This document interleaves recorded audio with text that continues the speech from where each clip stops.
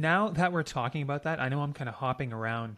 I think there's still a lot of other big topics that we need to cover, but maybe now that we're kind of talking about that investment stream of income, let's talk a little bit about your investment strategy. And I just want to preface this by letting all the listeners know there's never really any advice in this podcast. This is always food for thought. But as you guys will kind of discover if you read Matt's blog, Matt is very insightful. He shares his strategy, he shares his experiences, and he also talks about some of the more emotional aspects of money too. It's all very well thought out. But I follow Matt's blog and I've learned a lot. So Matt, I do want you to just touch base on your investment strategy and kind of how it's worked for you. Sure. Um,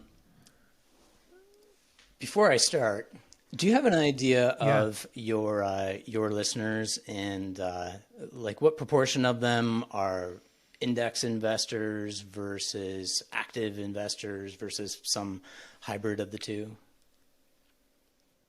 Yeah, I would say probably a rough estimate about half are index Okay. investors, and then the other half maybe investing on some stocks on the Yeah, side. I Yeah, only ask because I'm yeah.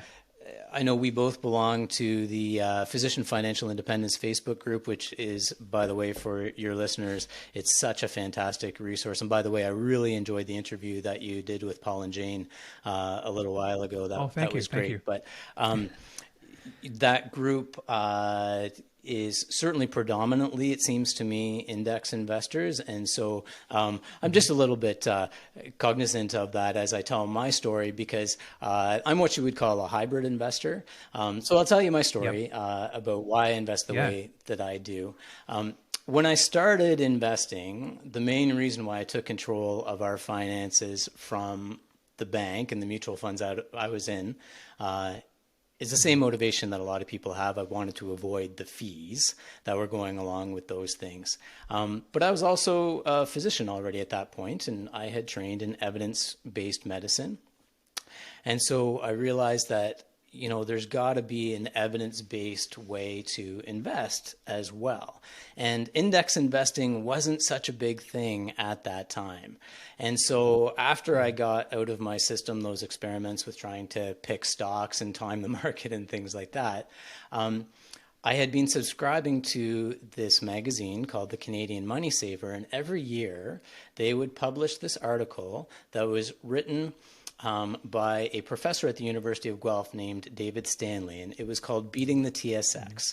And it was this very simple method of selecting the top 10 dividend yielding stocks from the TSX 60, buying them in equal parts, holding them for a year, and then rebuying whatever the portfolio was the subsequent year. Now, usually there's not a lot of portfolio. There's, only maybe 3 or 4 stocks change year over year. But it's this very rules-based, simple approach to building a dividend portfolio. And the really compelling thing about it to me was the fact that it really actually was evidence-based. So he had borrowed this system from a book down south of the border by Michael O'Higgins. It's called Dogs of the Dow.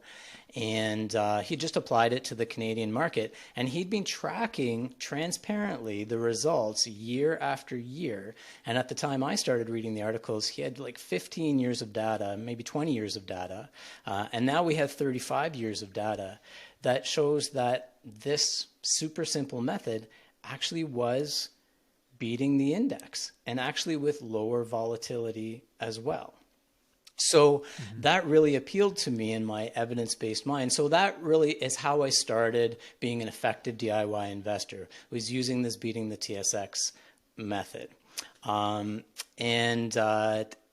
now I can vouch for the data as well, because starting to write for that magazine, eventually I was asked to take on writing those articles, those annual updates. And when I was asked to do it, I decided that that kind of tool should be available to Canadians all the time for free. And so that's really why I started my first blog, which is dividendstrategy.ca.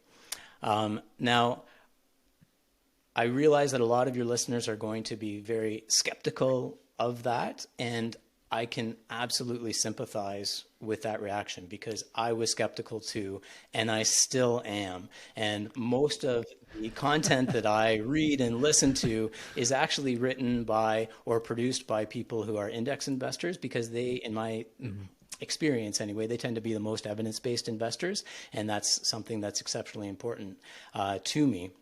But just to maybe address some of the skeptics out there, I'll just kind of present some of the data that is maybe not widely appreciated, particularly by index investors, some index investors anyway. Yeah, please do it. And you wrote a blog article on the evidence behind this, correct? On dividendstrategy.ca? Yeah. Because I'm pretty sure I've read that article a few times. Yeah, please Yeah, share. so I've written a couple of articles about the evidence because it's really important to me that we're following the evidence.